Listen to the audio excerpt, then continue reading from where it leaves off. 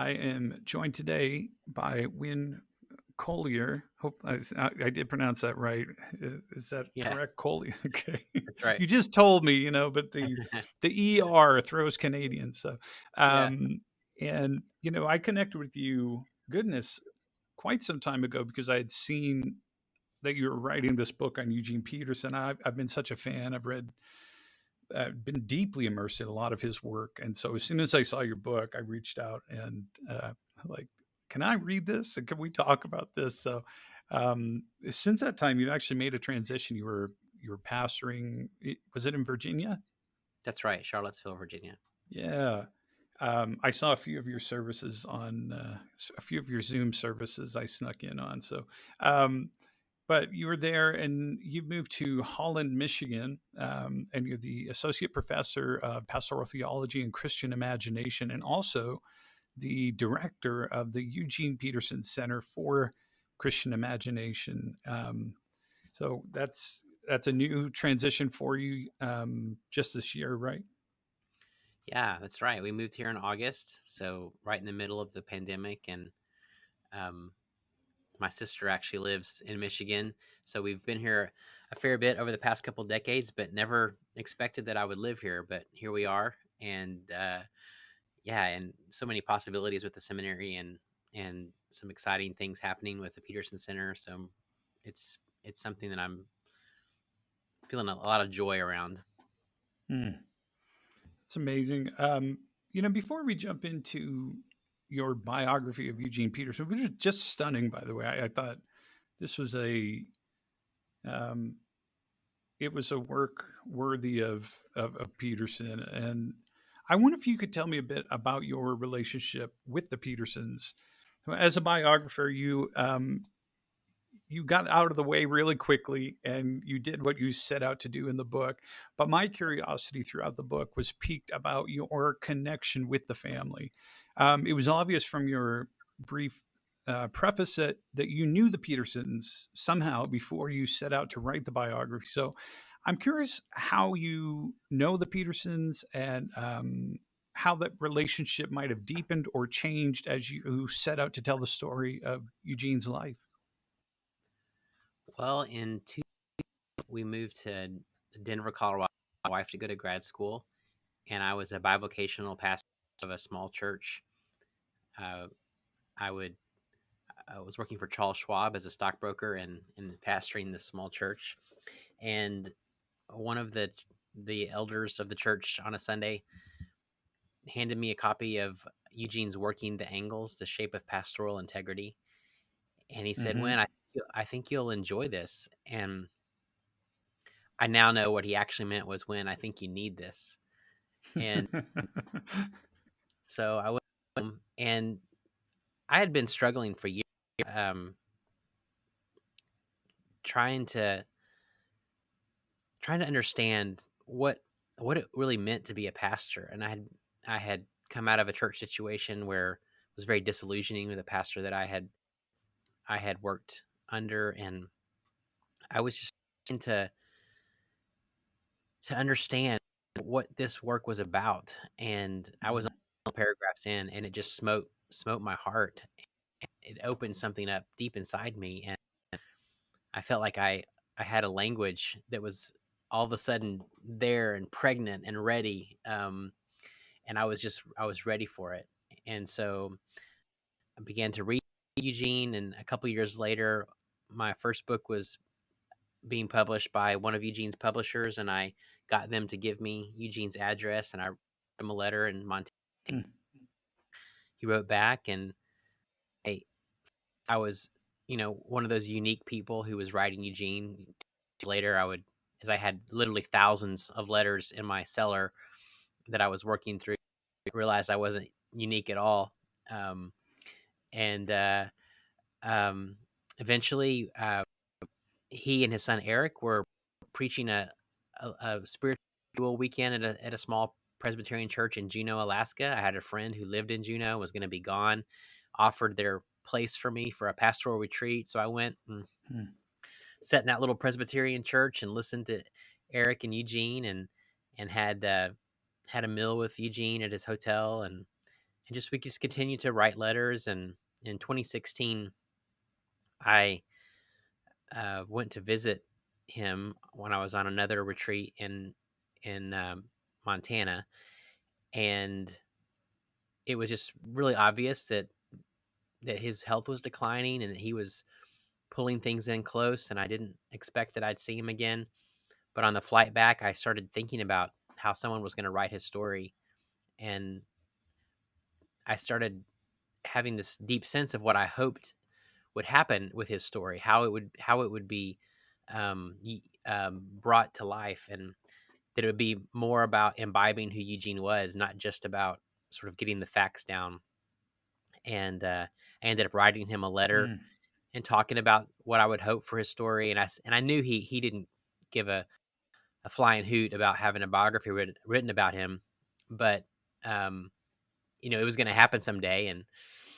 And so he called me a couple weeks later. We talked about it some more, and at the end of that conversation, I said, "So Eugene, does this idea give you energy, or does it make you tired?" And he said, "When it makes me tired." Um, so I just assumed that was the end of the conversation, but for some reason we just kept talking. And about 10 minutes, 15 minutes later, he said, "Winn, I think I have energy now. I think you're supposed to do this." So Mm. he uh, he and Jan just folded me into their life. Spent a lot of time with them at the lake over the next couple years, lugging boxes and suitcases full of letters and journals and manuscripts back to Virginia, and praying to God that there was no fire or flood in the basement of my house, and I was be responsible for losing all this material. And so Wow. it was one of the most daunting things I've ever done to embark on this, but it also was a place of real beauty. And just I'm really so grateful to have been able to steward this this story. Mm. You stewarded it very, very well. Did anything surprise you as you were writing this, and as you kind of dug into the material, the letters, the journals, whatnot? I'm not sure. I'm not sure that I would say anything surprised me, but there were definitely moments that caught me off guard. Mm. Remember in his journals, first of all, I don't really know that he ever expected somebody to be reading these. So he was very. I even struggled with that in a bit, and some things in the journals that I wrestled with the most were really toward the end when his health was really declining. It wasn't really a space where I could scratch with him really deeply in some of these areas. But um, there was just an honesty, and there was a prayer that he prayed multiple times, just a line. And it's the kind of thing that you would never have heard him say in any other space other than in his own private journal. But I remember the first time I read him say in his journal, "Lord, make me a saint." Mm. And that's just one of those things that um, heard in the wrong way, said by the wrong person at the wrong time, that could hit you, Right. in a real overly pious, self absorbed way. But it was a deep cry of his heart that what he Mm. really longed for was to be transformed by the love of Christ in a way that so integrated who he was as a human that he was a different kind of person. I think that line just encapsulated. There was some apprehension digging into his journals of like, am I going to find out he's really not the person that we thought he was? Mm. Um, and his own prayer multiple times was, God, help me be the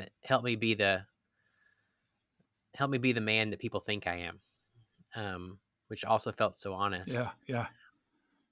But that prayer that God would make him a saint, especially understanding what he understood a saint to be, which is a very human person, um, transformed by Christ.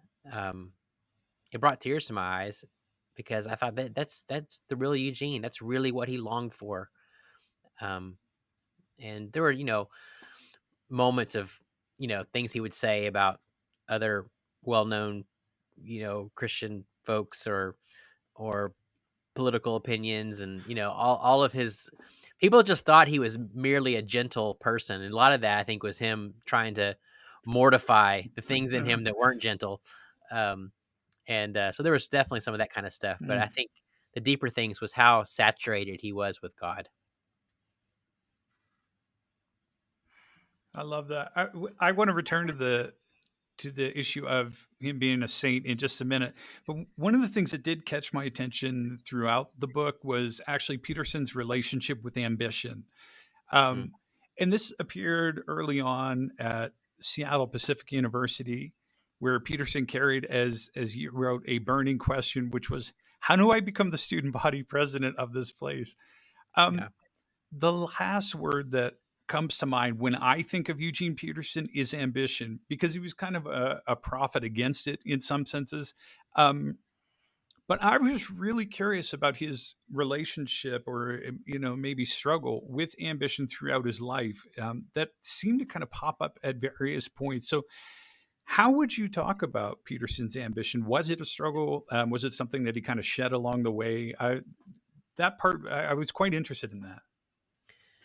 Yeah, well, it'd probably be a mistake to think that Eugene just sort of fell out of the womb, um, as this, you um, contemplative, prophet, uh, who was monk-like, and you know, um, I mean, he was a high-class athlete.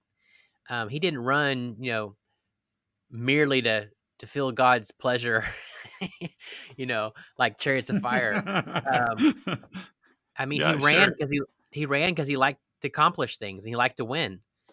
Um, he Yeah. he, you know, when he went to Seattle Pacific, yeah, he wanted to be top dog, and in some ways became that. I mean, Mm, he was very well thought of and a leader. In seminary, um, he had really good grades. He studied languages, with some of the top Semitic scholars of his era. Um, right. and when he became a pastor at Christ Our King, i- his convictions, for those of us who are pastors and have been so deeply challenged by his witness, these things that were hard won, they were because he faced the demons of, finding his Mm, identity in the kind of church he would build, and wanting to be the person who accomplished great things, air quotes, in the name of God. Um, and and right. Yeah. so yeah, and so yes, his convictions about ambition were not theoretical. He would say that Right. twin evil temptations for pastors are ambition and boredom. And I think Mm, he was someone who struggled with ambition and boredom, and so he stepped into that, and he did battle with it, and he became someone who could see it clearly in himself. And so he wasn't speaking to those others out there who struggle with these things. He was working out his own salvation. mm, mm. Yeah, it was interesting. I had read, I think he talked about his running in the past, or as I recall. And around the same time that I read Hannah's Child by Stanley Hauerwas. And Mm, I, great and book. Hauerwas also talked about his running. And I thought, yeah, yeah. I thought this is interesting. I had read like a few thinkers around that time who spoke about the running, and I was actually really glad that you dealt with that in the book. You had written that ambitious energy could be good, but as fuel for his life as a pastor, ambition wrecked his soul. Running and eventually training for races allowed him to burn that competitiveness. And I thought that was really, there's a lot of wisdom in that, I think, of, um, you know, sometimes it's not just shedding, I guess, you're leaving something behind, but dealing with it in the right way.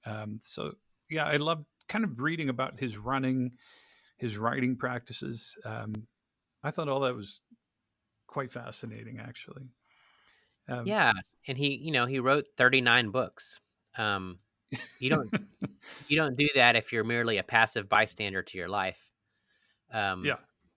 so I think like so many things that Eugene waded into, I think he was trying to help us deepen our language. Um, it'd be too simple Hmm. to just throw away everything that ambition stands for. But he also felt like, particularly in the North American context, and particularly in the church world, that we've taken the very worst of things like ambition and baptized them in spiritual language, and it's destroying us. Yes. Yeah. Yeah. I was also interested in some of the names that came up. Maybe not always unrelated, but um, I was I was quite surprised as I was looking through and I saw early on that Eugene was friends with like Pat Robertson, for example. Yeah. And then I've I've just loved the idea that loved and hated actually Frederick Buechner. That I'm like he never met Buechner, um, but amazingly it appears that they were both in the congregation at the moment that Buechner writes about in a couple of his books, where George Buttrick's words, "Among confession and tears and great laughter," actually changed Buechner's life, and it's like Peterson was there with that, and it's funny how a relationship at times can really shift a person's destiny. But you had written that Peterson had these deep longings in his soul, and you said that this longing is why Eugene could know all kinds of VIP figures, but never have much to say about any of them, which is true because it's like the first time that I was reading them was in your book. As you look back over his life, were there figures that stood out? Who were the figures, I guess, who stood out to you most, just in your research and whatnot, that shaped him really deeply? Well, certainly his mother. Mm, Um, I think that relationship was immensely profound in so many ways. yeah. Um, in some ways, his dad, the positive side was he never left the fact that he was a Montanan who was a butcher's son. And I just don't think Mm, you can understand Eugene apart from the Flathead Valley and being a butcher's son. Um, there was something mm, about the tangible grittiness of that, the being close yeah. to people, um, literally having your hands up to your elbows, knee deep in the work. Um, Eugene always felt most drawn to the very common person. He didn't love being in Mm, environments that would be considered elite. Um, so those things were very formative.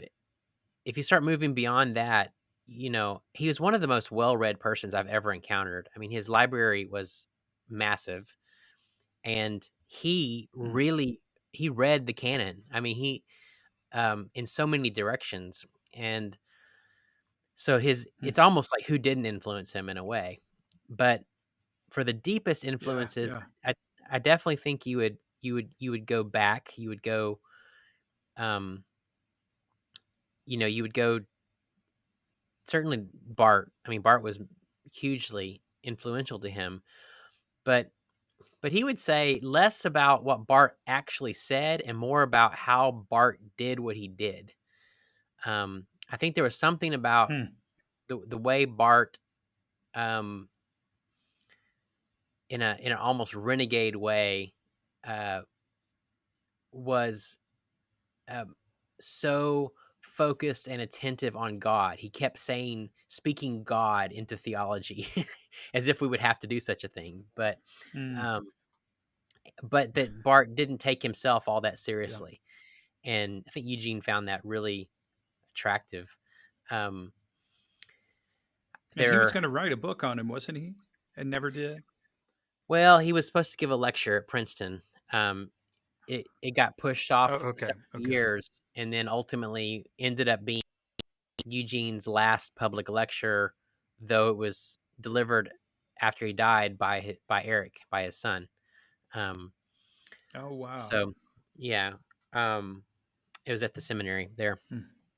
Um, so um, the Scottish divine pastor Alexander White. There's a biography written about him that was also very formative for Eugene. I think in some ways, Yeah. what Eugene was for a lot of us pastors, Alexander White was for Eugene, um, Hmm. Yeah. and then there's just a myriad of other voices. Dostoevsky was hugely influential for Eugene. Um, Right. he loved Wendell Berry, Denise Levertov. Um, yeah, the list really goes on Hmm. and on. Yeah. I loved reading about Jan and throughout the book. And as you said, and you brought it up several times throughout, that Eugene wanted to live the life of a saint, and I think he did. Um, but I think we can, reading your work, say the same about Jan. Actually, I love how respected and honored she was in your book, and she seemed like such a fascinating woman. The even from her early years, the run in with Dr. King was just astounding. I love that story, and the way that God was shaping her as a young woman. But when you're married to someone who sells 22 million copies of their 39 books, it's easy to feel like you're overshadowed. You wrote that she felt that way, and that at times she felt like she didn't have her own voice. But as I read your book, I was really drawn to her life as well, and I feel like you honored her so much. But how did she impact Eugene? How did she impact the world, for that matter? Yeah, he would say that Jan really kept him grounded in a way that Hmm. he could get lost in his head. Um, I mean, until their final year, Jan would still say that Eugene was way too quiet at home. He'd be sitting at the dinner table, and she would say, she would look at Eugene, and she would say, "I love the man," and she'd pat his knee and say, "But I sure wish he'd talk more." Because he just had this Yeah. interior life, and Jan was a social Hmm. creature if there ever was one, and she just loved Hmm. people and loved to be engaged, and I also think um it's interesting. Eugene certainly talked very much and lived an earthy human spirituality. Um, at the same time, he was brilliant. He genuinely was brilliant, and and Yeah. Jan by nature was the ordinary one. I mean, she Hmm. um, she didn't get caught up in the big theological ideas. She named the flowers and saw God's beauty there. And Hmm. so there was definitely at Hmm. times a Yeah. tension as a result of that, but at other times it was a real confluence of different graces that each of them brought to the marriage. And at the Hmm. same time, their marriage was not always um, it wasn't always easy, and the book goes into that. There were some stretches where it was Right. really difficult, painful, but they kept returning to one another. Hmm. Hmm. Yeah. He spoke of marriage as his school of holy love. I love that. And when he wrote, "I want holiness, but nothing tame or domesticated. Jan has nurtured and prayed that in us, in me." I love that so much. Yeah, that was a fascinating part of the journey. There was a line that stood out to me in the book, and as you kind of go through Eugene's life, even when he was quite young, he had lots of interesting doors that opened up for him. And you wrote, uh, quote, these experiences, because of their richness, complicated Eugene's picture of his future, end quote. Um, so it's, that really stood out to me because having a lot of opportunities set before you almost always looks good to others from the outside, but in truth, it can really throw your internal world into quite a bit of upheaval. So I wonder how the ways in which Eugene dealt with the various opportunities in his life informs your pastoral sense of discernment and vocation.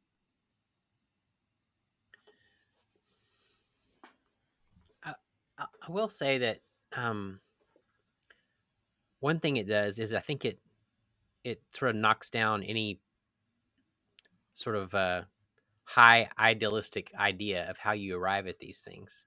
Hmm. You know, Eugene loved those lines from the Denise Levertov poem about life being intently haphazard.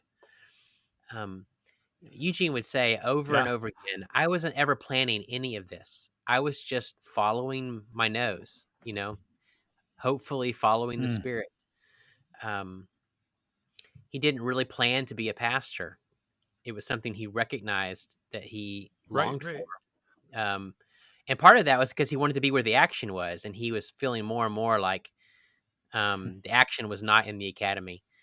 And so, Hmm. um, and then being at Christ our King for 29 years, he is a pastor of intense stability, and yet that's not because he never tried to leave. He actually did. Um, and so, some of these things were just him living and following Yeah. his sense of desire. And but yeah, I mean, the big question for him was he going to go into the academy, deeper into the academy, and finish his PhD work at Johns Hopkins and be a Semitic scholar, or is he going to become a pastor? And um, we Hmm. know, we know the choice he took. But he would say it was not Yeah. something that was planned out by him very well. That's interesting.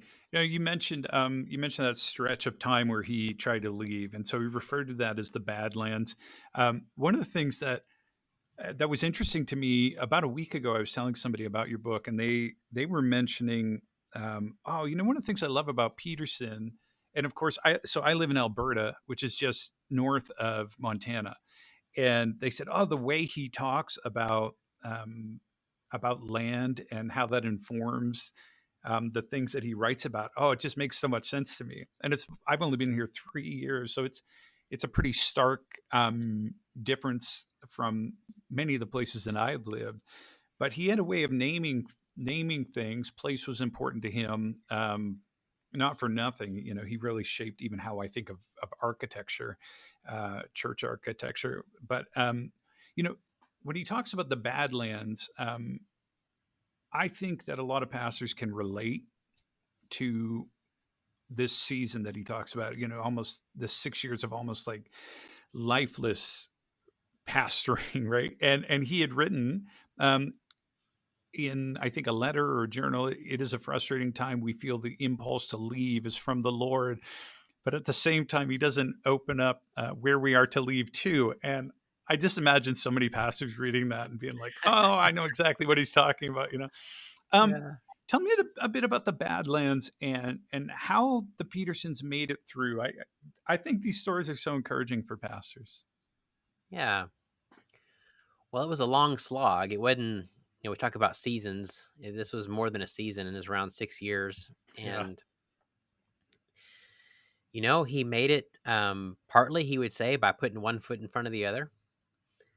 He partly made it Mm. because God didn't release him, God didn't open up any possibilities.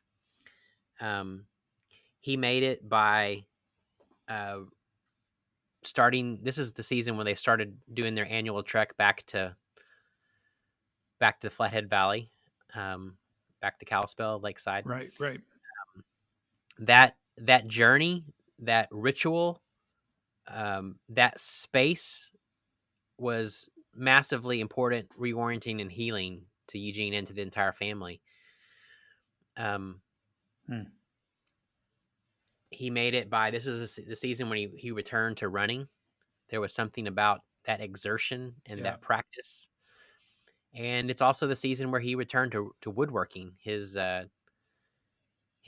Hmm. grandfather was a wonderful carpenter and had taught Eugene a Hmm. lot of carpentry.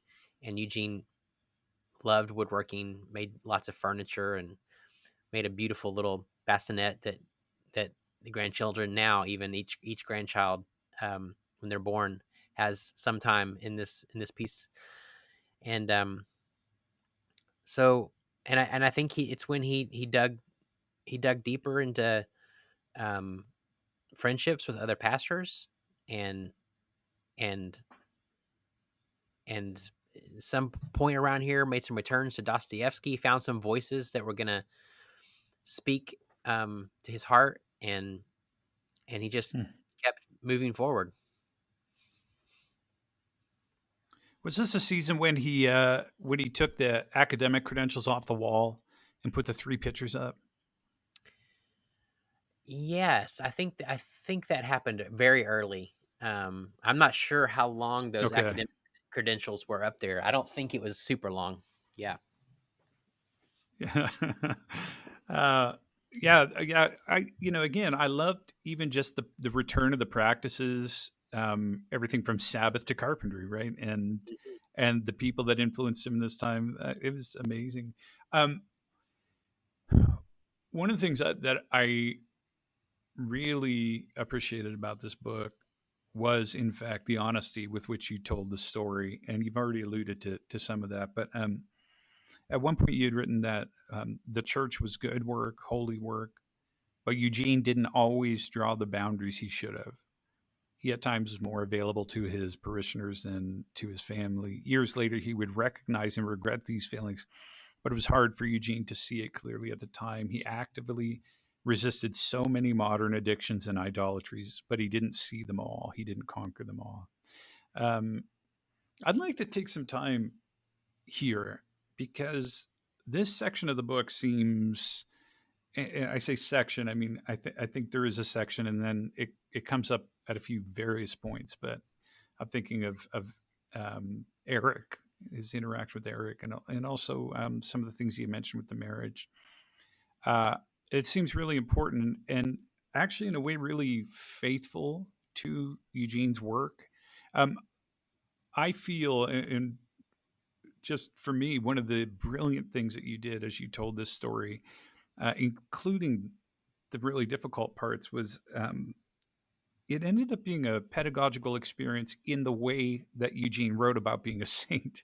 Um, a saint is not a hero. Saint is something different for that. And um, when I read about some of the ways that Eugene led his family down through the years, it was both heartbreaking, but it was also strangely encouraging. Um, what was it like to write about those parts of Eugene's life? Why was it necessary as a part of his story? And maybe what does it have to do with being a saint? I guess. Yeah. Thanks for asking that. I think it was necessary because it's true, and Yeah. um, you know, we're way past the point of needing plastic models. Um, I think most of us are coming to terms recognizing that stuff doesn't hold up. And when we're dealing with Yep. the deep terrain of the soul, uh, we don't need platitudes. We don't need idealistic visions of something we're supposed to be attaining to. We need the grace of God and the grit of our broken lives. And early Yeah. on, I was really committed to this not being a hagiography. Not only because Hmm. it's bad literature. I mean, who wants to read a hagiography? Um, but also because those of us who found deep hope and a renewal of God's presence and possibilities through Eugene's life, it was precisely because it was human and it was ennobling of what it means to be a human being remade by Christ's love. And Yeah. so, Eugene said over and over again in so many different ways, um, God shows up in our real life. It's not something else. Um, the things he was resisting over and over again in so many different venues was precisely this kind of um, false, haloed life that was separated from the true human experience. And Mm. nothing would have been more dishonoring to Eugene than to pretend that he was something other than a flawed man who had a deep awareness of the triune God. Um, and so, Hmm. yeah. And another thing about Eugene, and frankly, I don't personally comprehend this because it's so different from my own personality and failings. Is Eugene just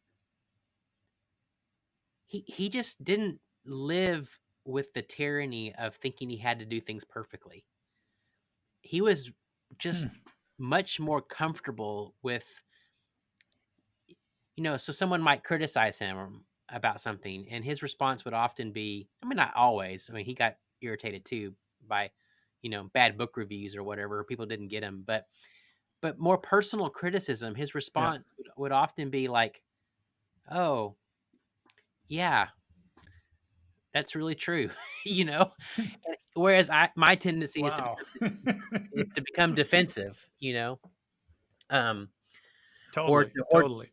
or to Me to too. go internal in a way where I can like self sabotage, like, oh yeah, I'm awful, Yes. yes. Um, and he just didn't. He's like, of course, yeah, I'm human, and so um, Mm. I think Eugene had such a deep conviction that Jesus shows up in the actual details of our life, that wasn't just a throwaway line in his books. He believed it, and so it meant that Mm. Jesus showed up in the places where he wasn't the father that he wished he had been, or places where he Mm.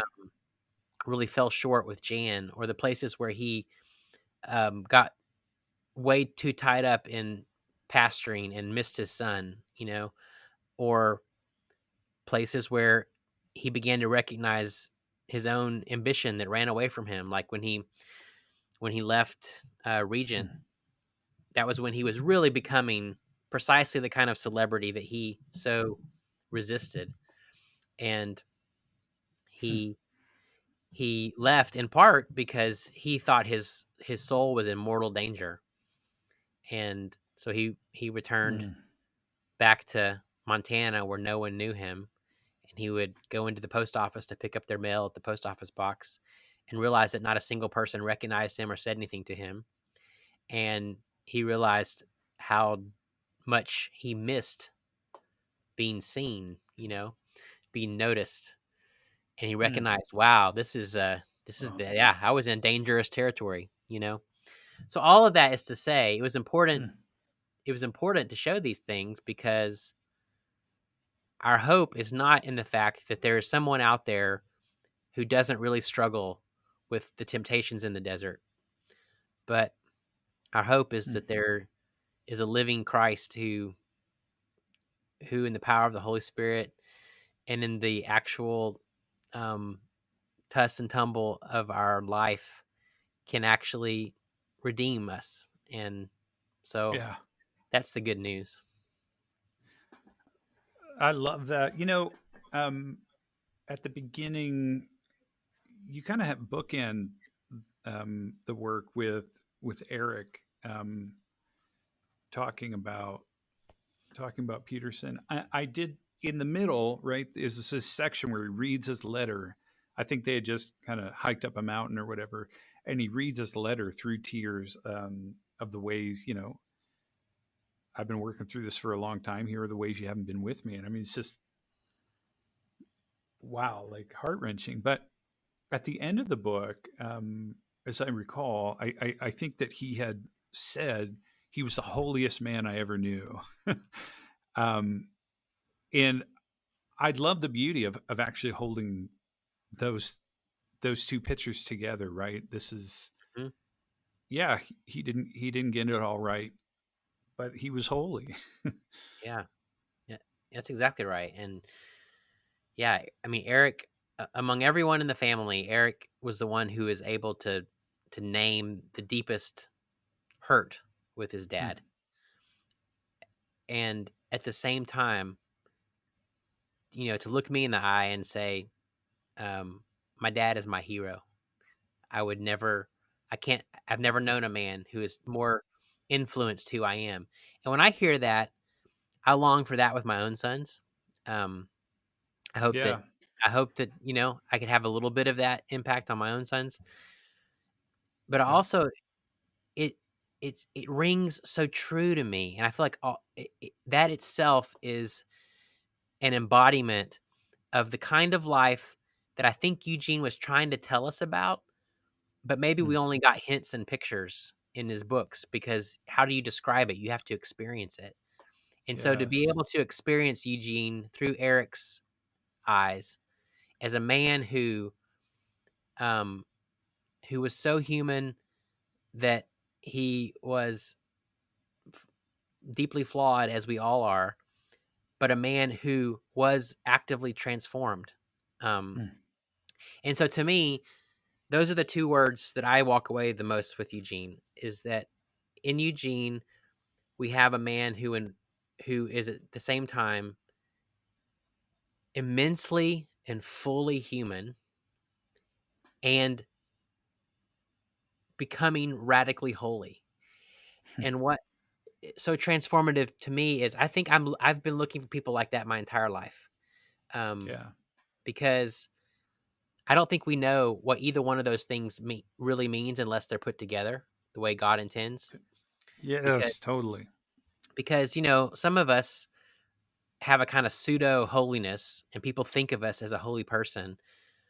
But if we're super honest, it doesn't seem like there's a whole lot of humanity there.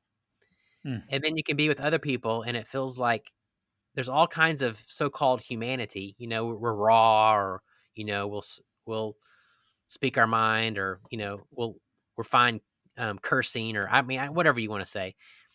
But you scratch very far, and it's like you don't seem to encounter the deep presence of God. Um, and we think of these things as somehow at odds. Scripture Yeah, and the life of Jesus tells us the exact opposite, but somehow we just can't seem to bridge the gap. And it's so beautiful to find in another human, um, where these worlds are at one with one another. And isn't this what our yeah, Jesus taught us? That the more we become like God, the holier we become, we actually become more human in the truest sense. Um, totally. so that that to me was one of the most powerful um, places where my heart was really drawn into Eugene's experience. Yeah, I was wondering what it was like to write that. That's must have been incredibly moving. Hmm. Uh, I you talked about his time at Regent, so he had written the longer I'm here, the more I'm celebrated, the more uncomfortable I am. And he said this, I don't fit, I'm not a scholar. I feel that I'm going to be found out any minute. I'm a pastor here, not a professor. Um, I had so many thoughts when I read this, but I was almost immediately drawn actually to Henry Nouwen's words about his experience at Harvard, uh, because Nouwen said that the students wanted to talk so much about prayer and contemplation. Um, but Nouwen responded actually quite similarly to Peterson. He said, I didn't feel Harvard was a safe place for me. It was too much podium, too much publicity, too public. Too many people came to listen for an intellectual understanding rather than spiritual insight. It was an intensely competitive place, an intellectual battleground. Harvard was not home. I needed a place where I could pray more.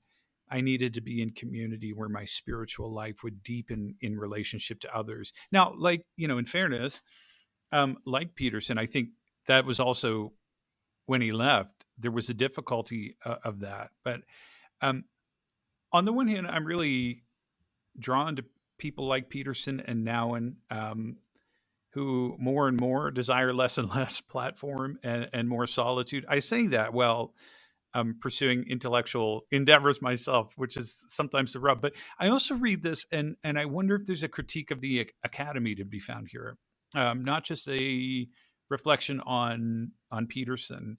Um, I know people who studied with Peterson at Regent, and they absolutely loved the experience. They loved him as a professor. They would never have said he wasn't an academic. How do you process Peterson's words here about not being a scholar? Yeah, I mean, he certainly was. I mean, he translated the Bible, right?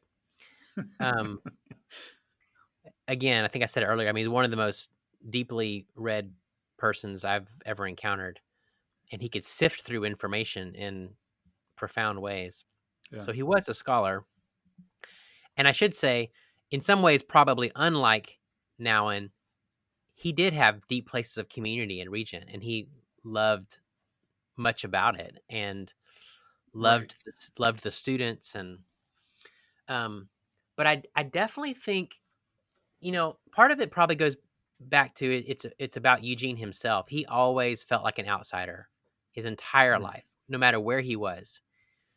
Um, he never felt like he was on the inside of things, and so I definitely think there's something about the academy, um, that that continued that sense of outsiderness. And I think part of it was Yeah. just that Eugene, in some ways, it was him naming something that it was simply true, which is at his heart, in his deep heart, he was a pastor. That's who he was.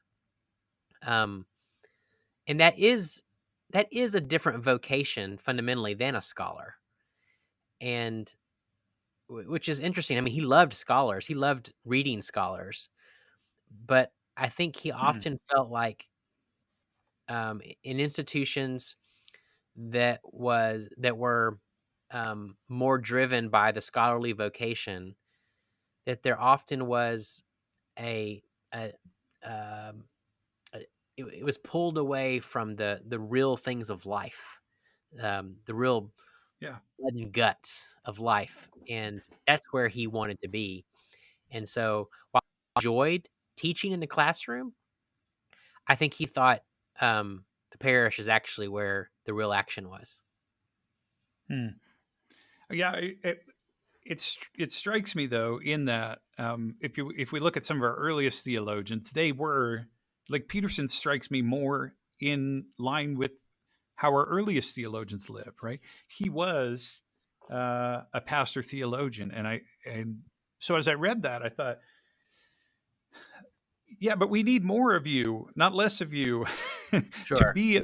You know what I'm saying? Yeah. Anyway, it struck me as, oh, this is, and I in fairness too, like Regent is not Harvard, in the same way that you talk about the community, but I think there are ways um, that we need to listen to when people like Peterson say that and say, okay, fair enough. We see it through his vocational lens. What does it say to us about our institutions, though, as well, right? And anyway, it seemed a bit of a. I don't think he meant it that way, but for me, I thought this is interesting and something maybe to pay attention to. Um, Well, it's certainly true that the separation between, life and spirituality that he fought against his entire life is manifested in our institutions. Um, yeah, yeah, and so, yes, the same thing he would have been fighting against in every other realm would also be true there. But and also, I remember mm, when there was one, prominent, um, Christian thinker who Eugene had a relationship with and admired in many ways, but he also said, the difference between this person, the way he looks at the world and the way I do, is because his situation was primarily the classroom, mm, and Eugene's was primarily the church. yeah, He said the difference is this other person treats the spiritual life as if it's something that can be sort of boiled down into 12 weeks, and it's something that can be taught and integrated and in some way manifested with an outcome by the end of the semester. Wow. And Yeah. because I've spent my life in the parish, I just don't believe that. I think it Hmm. takes a lifetime, and that it's a different kind of disposition and a different kind of integration. Yeah. Yeah. As I was looking, I I had to go find that quote from now. And now, one of the things, maybe a bit of a personal question here, but as I was flipping through that book, now when it said that writing is a process in which we discover what lives in us, and the writing itself reveals what is alive in us. So this definitely seemed true of Eugene. In fact, I think he kind of made that correlation between his writing and his life at several times. I'm wondering if I can ask it, what came alive or was revealed in your own soul as you wrote this book?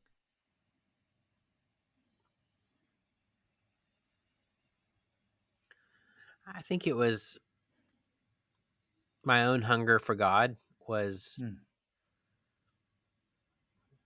Hmm. um, was fired up more. Um,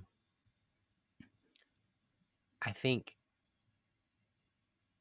I think I longed to know God the way Eugene did. Um, I longed to be as comfortable with myself as Eugene was. You know, Eugene used to say, "Oh, I'm just so glad I got to be Eugene." Um, Wow. Wow. and I just think, oh man, I would love to be able to truly say, "Oh, I'm just so glad I got to be Winn," Hmm. and for that not to be something that's said out of pride or ego, but just out of deep gratitude for the way God fashioned a unique the unique me, you know, Yeah. and to believe that we have something to offer that God through the Holy Spirit wants us to birth in the world. And so I think I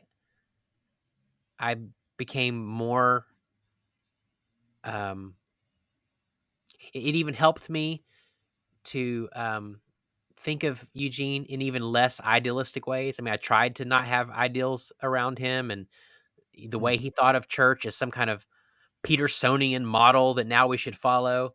Um, and, but I think really delving into his story helped all the more me to release some of those burdens. Hmm. So I have one question, and at the risk of seeking Petersonian wisdom, um, you know, the church is at a really crucial moment right now. I think I think there's been a lot of things that have been unraveling for a long time, which Peterson spoke prophetically to throughout his life. Um, and it seems that the pandemic has just sped all that up and made us confront the things that we didn't want to confront.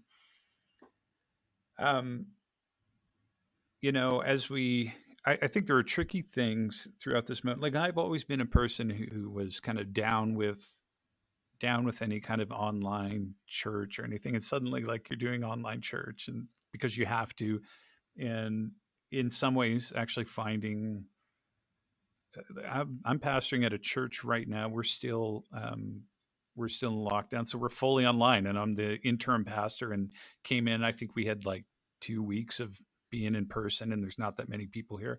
So I'm trying to figure this out and lead this church well through their transition in the middle of a pandemic. And it just strikes me that the kind of voices that we need are people like Peterson, and without in any way trying to call forth like a Petersonian model or something like that. I mean, you've just spent so much time with his work, with his life. What do you think some of the wisdom would be that he would speak to pastors right now if he were alive and they're trying to pastor through a pandemic? They're online. We don't know who's coming back. All these types of things, right? What do you think Peterson would say to pastors right now?